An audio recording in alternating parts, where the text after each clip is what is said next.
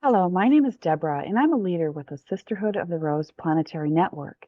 Today, I again have the pleasure to speak with COBRA, who is the chief intel provider for the resistance movement, where he offers important planetary and galactic information at his blog, 2012portal.blogspot.com. Welcome, COBRA, and thank you for doing this interview. Thank you for the invitation and hello, everybody. Yes, today we are speaking primarily about a very popular topic in the United States and around the world, the upcoming total solar eclipse that takes place in the United States on Monday, April 8th. And to take advantage of this powerful moment, there will be a 20-minute synchronized meditation taking place at the peak of the eclipse at 6:18 p.m. UTC, which is 2:18 p.m. Eastern Time here in the US. So, Cobra, to start, can you please explain why is an eclipse a powerful time to do a large synchronized meditation? Like, what is the astrological significance of an eclipse and the resulting energy it creates?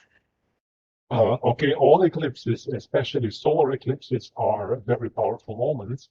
And the power of that moment is that an eclipse, a solar eclipse especially, creates a doorway through which you can amplify your free will.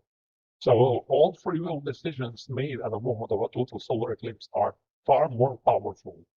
And focused intent at that moment is extremely powerful. So having mass meditation at the moment of a solar eclipse is magnified many, many times. Uh, and the path of totality will go through the United States. So this particular eclipse will be especially important for the United States. Yes, yes. I mean, you've said that there are two events in 2024 that will have the most impact on the future of the US. One is this April 8th solar eclipse, and the other is the presidential election on November 5th. So, how is it that this eclipse presents the opportunity for a moment of decision for US citizens to decide what our future will be? What's the purpose of doing this mass meditation specifically for the United States during this eclipse? Okay, this eclipse is an opportunity for a critical mass of people within the United States to decide the optimal future for that country. So to visualize and invoke and start manifesting the optimal future for the United States. It's actually to begin a cycle of manifestation of that optimal future. So this is the opportunity that this eclipse gives to the citizens of the United States. And as you mentioned, the eclipse is an opportunity to use our free will. And so that's what we would be doing at this point, correct? Yes.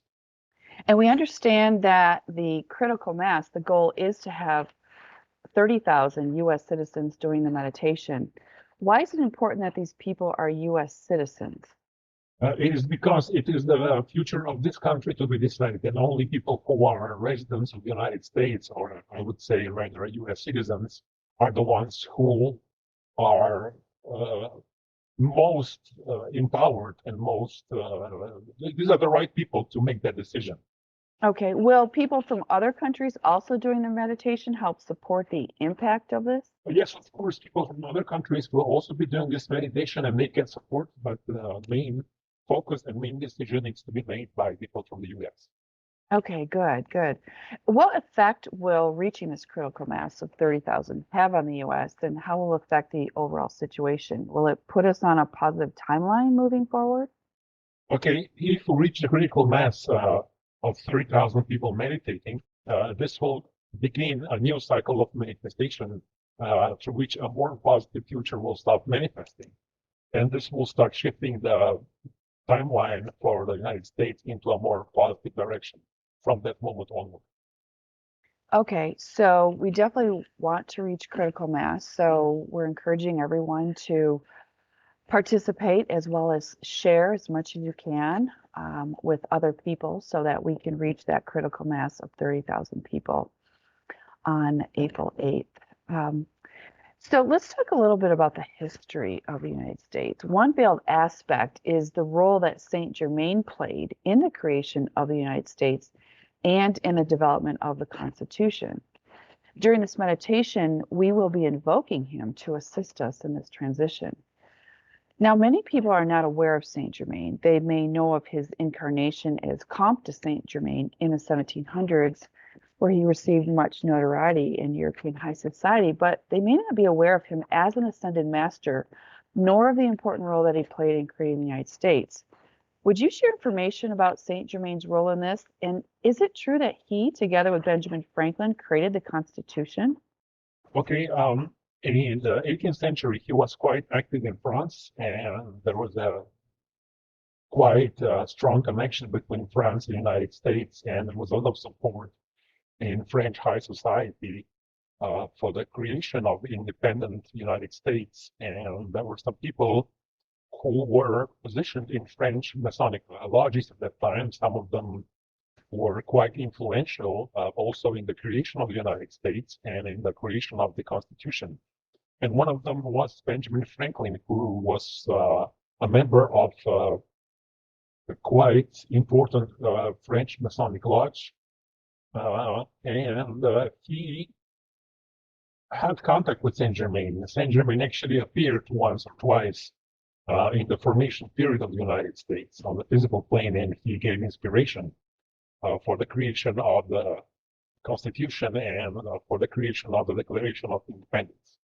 So the United States as a country, he knew that the United States as a country has a great potential, and I will be speaking about it later during this interview. Okay, good. Yes. I mean, Saint Germain has stated that America is the jewel of my heart and that he has a very special fondness for America. Why is this? I mean, what's so important about the United States? Okay, United States as an independent country is actually a part of the project of Saint Germain called the New Atlantis. His purpose was to recreate the civilization of life that existed on this planet in the time of old Atlantis, tens of thousands of years ago. And his mission was and still is to recreate that civilization of light. And as the United States was formed as an independent country, it was a huge potential to bring liberty and freedom to its population, and in that way to create a foundation on which this new society can be born. This was his project, and still is his project. And this is why the United States was so important and still is so important. Okay, is the purpose of the upcoming eclipse meditation to reestablish the United States as the New Atlantis? And how will this benefit the rest of the world? Actually, one of the purposes of this meditation is to reactivate this archetype and then reactivate that plan again, so that the, I would say, the most awakened people in the United States can start anchoring the light for the New Atlantis and to reconnect with that archetype and start building a civilization of light that was meant to be in the United States, and it was meant to be the role model for the whole world. That was the original purpose. Ah, the role model. That's interesting. So what is Saint Germain's role for this now, both for the US and for the planet? Okay, what he's doing is he's reactivating the light grid around the planet. I would say there is a network of etheric currents which encompasses the planet, and maintaining that light grid and sterilizing the light grid can ensure the most positive timeline for the planet. And also he is inspiring those who are ready for his inspiration to recreate that civilization of light, to rebuild that civilization of light again on the planet. How would you best suggest we connect with Saint Germain to do this? The first thing is for everybody to become more familiar of who he was and who he is, and to meditate upon his presence, call upon his presence, and he will respond. Interesting. Thank you. As we understand it, Saint Germain was also creating the new financial system, funding money in a special account called the Saint Germain Trust. And this money accumulated to 40 to 50 trillion dollars, and that it will be released for the whole of humanity after the event that brings down the cabal. Can you tell us a little more about this? And also, is there any chance that any of this money could be released before that? Okay, Saint Germain has created this trust in 18th century, and this money has accumulated, of course, a lot of interest, and now it amounts to at this moment more than $50 trillion. And this money will be released when the new financial system is introduced, and this will be given to humanity for I would say, as the initial kickstart fund for New Atlantis. Okay, good. And so I'll ask you again, is there any chance that any of this could be released before the event? It is extremely unlikely. Okay, thank you. Wanted to get clarity about that. Let's discuss the second decisive time for the USA in 2024, which is the presidential election on November 5th. Why is this upcoming election also a significant time to chart the course for the United States? And what is most important for people to understand about this? Okay, I would say that this is a moment of great potential for good, and also great potential for darkness, depending on what timeline will be decided and what people will do about that situation. The dark forces have plans to divide the country more and more, and the light forces have plans to bring more unity and more inspiration at that moment. So it is not decided yet what will happen, but it will be one of the key moments to decide the destiny of the United States. Will the eclipse meditation, if we reach critical mass, will that have an impact on helping the situation between now and the election? Of course, if the critical mass is reached, then the United States will start gravitating towards the most positive timeline. Okay. Can you give us any further ideas of what we might expect here in the US before, during, or after the election on November 5th? It is a time of epical battle between the light and the dark, and this battle will intensify. There will be more and more polarization, but there are also quite important breakthroughs possible. The astrology for the United States is actually much better than expected. So it is not as bad as most media presented. It is actually much better. So there are many good things happening behind the scenes, and that energy can be used to hold the light for the most positive timeline, to visualize that, to hold the vision for a positive timeline and for the positive outcome of this experience. Okay, very good. That's exactly what I want to talk about next is the astrology of this time right now. So we've discussed before about the significance of Pluto's journey into and out of Aquarius during these times. Pluto has now moved back into Aquarius, which it only does approximately every 250 years. And when this occurs, it's generally a time of monumental change and transformation. So, what is the significance of Pluto entering Aquarius now, especially since Pluto was in the same position in Aquarius as it was at the birth of the United States nearly 250 years ago? Okay, one aspect of the Pluto in Aquarius archetype is the bringing of the new age, bringing of the age of Aquarius. It is a moment of spiritual renaissance. And in this particular cycle we're now in, the energy of Pluto in Aquarius brings first contact. It brings contact between the surface humanity and extraterrestrial civilizations, one way or the other. And as Pluto is entering in Aquarius this year, it will stay in Aquarius for 2 decades, and those 2 decades will be the time frame during which that contact needs to happen. Mhm. So, Pluto, during the year this year, 2024, Pluto makes a final brief return into Capricorn from September 1st to November 19th. And then, as you said, it turns back into Aquarius for the next 20 years. So when Pluto is in Capricorn, it also signifies change, but often where what is in the shadows comes to light. So what does this last period when Pluto goes back into Capricorn for a few months this year look like, and how to prepare for it? And by the way, it's interesting that the US elections fall into this window of time. Will there be any impact from this, and if so, how? Okay, Pluto in Capricorn brings transformation, or I would rather say destruction of the old controlling systems. Pluto in Capricorn in the last, I would say, about 2 decades brought into light a lot of corruption and a lot of anomaly that exists in the controlling system on the planet.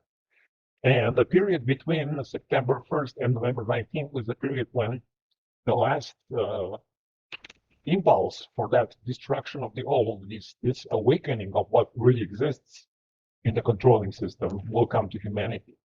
And as election is in that time frame, a lot of what was hidden before will come to light. A lot of negative aspects of the controlling system will be brought to light.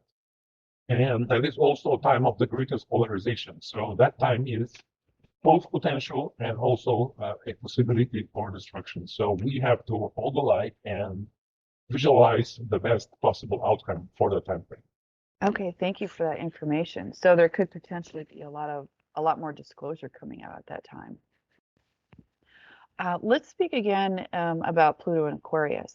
So in history, it's also been a time of rebellion, revolutions, and significant societal changes. I mean, it was after 248 years ago that the American Revolution occurred.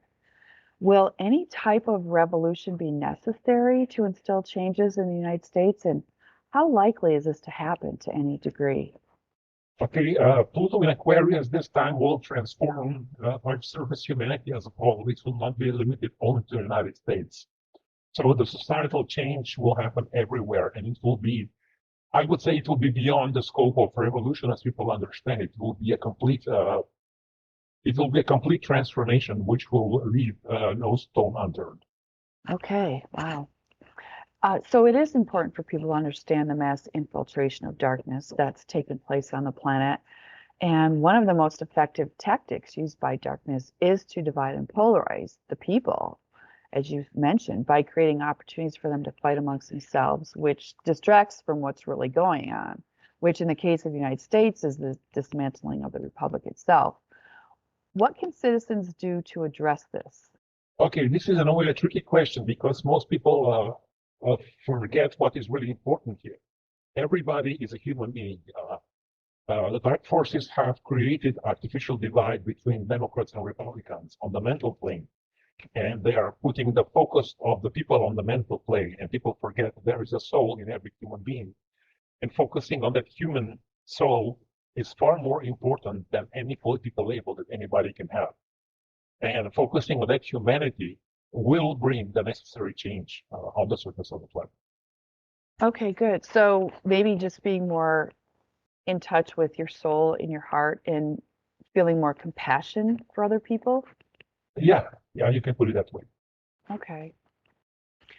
Many people have been awakening to the reality of nefarious beings taking over all aspects of government as well as other areas of our life, not just here in the US, but also globally.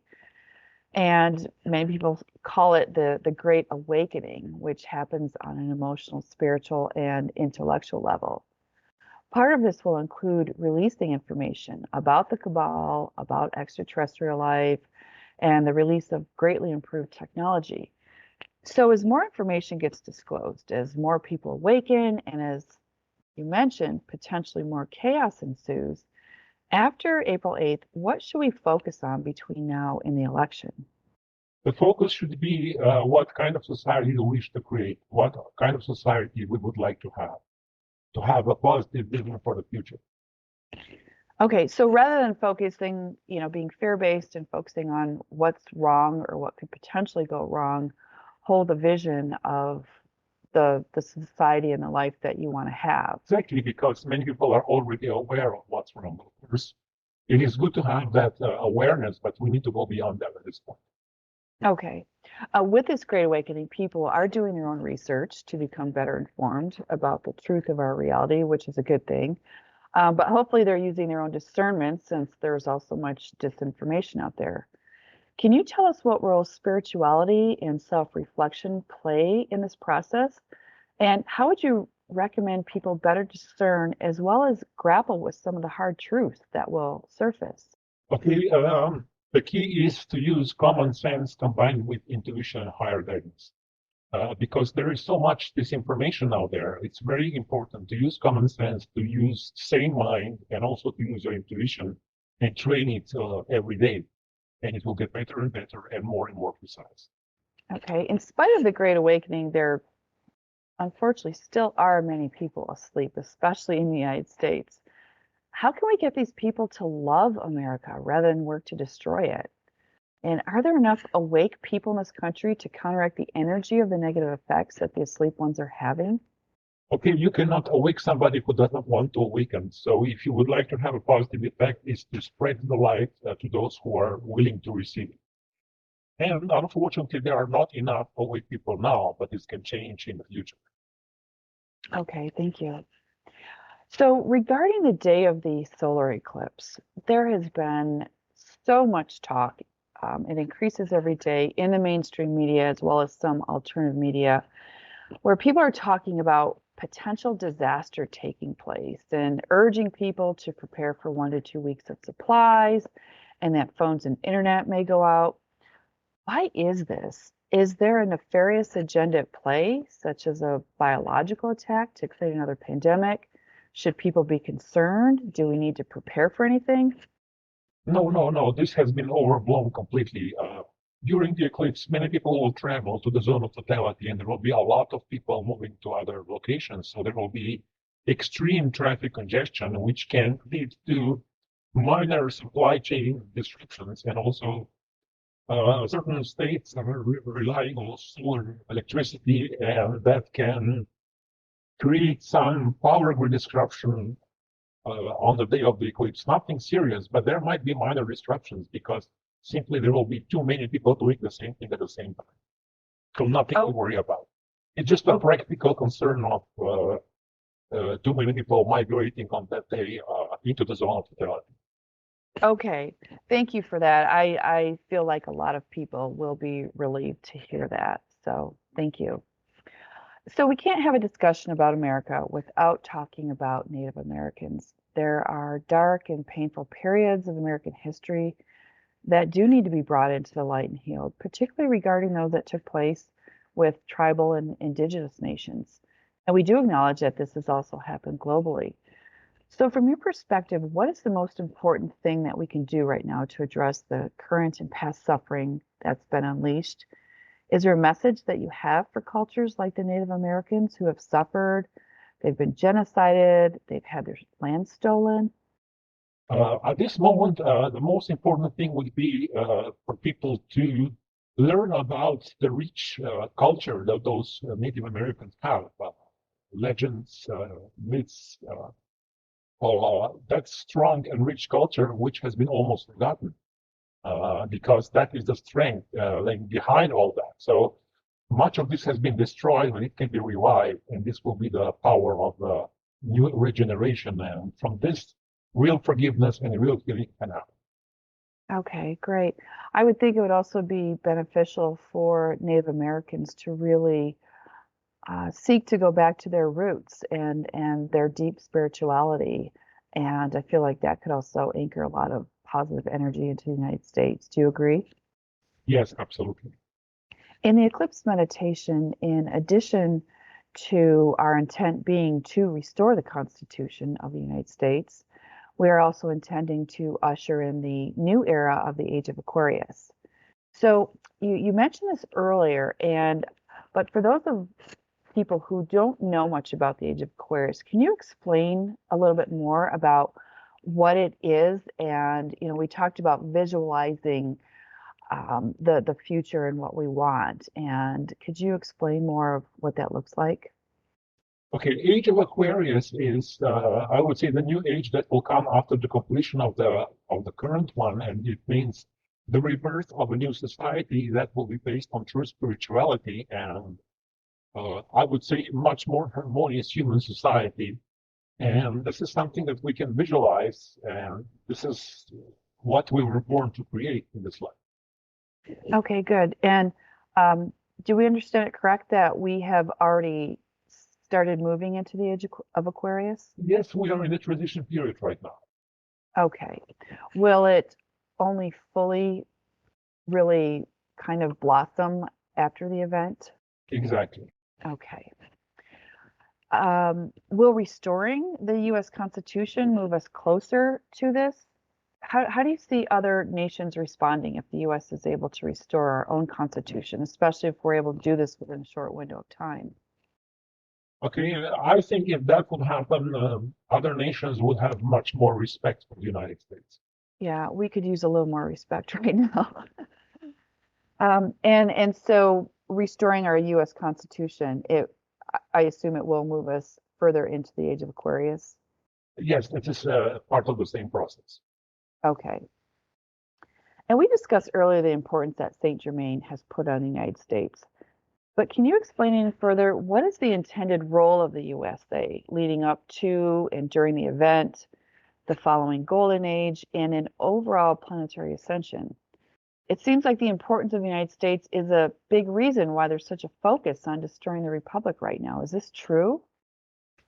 Actually, the great potential of the United States was fully blossoming in the 1980s and to a degree 1990s, when there was a big spiritual awakening in the United States.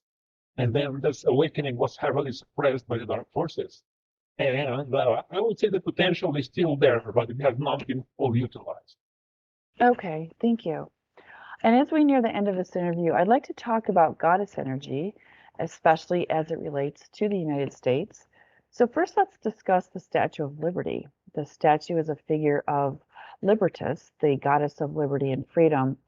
In her right hand, she holds a torch, and in her left, a tablet inscribed July 4th, 1776, the date of the U.S. Declaration of Independence.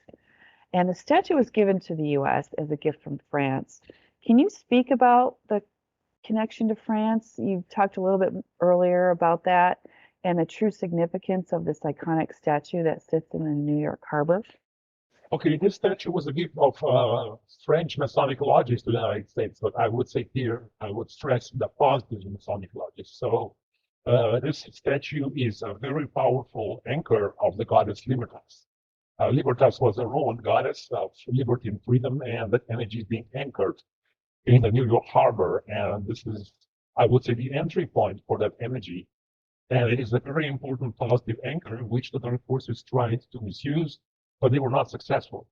So as long as that statue stands there, it will keep anchoring the energy of liberty and freedom. Okay, good. Thank you. That was my next question. Has the statue ever anchored goddess energy in the U.S.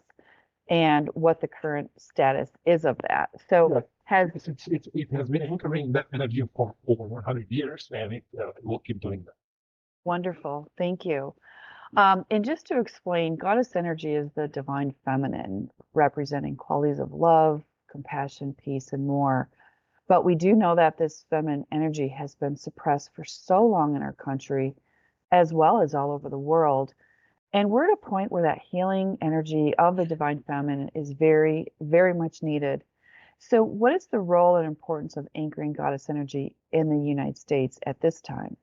Okay, this is part of a global process because much more of that energy is worldwide. And since the focus of the planetary liberation process is in the United States for this year, this is the focal point for that energy to be reactivated, especially during this time.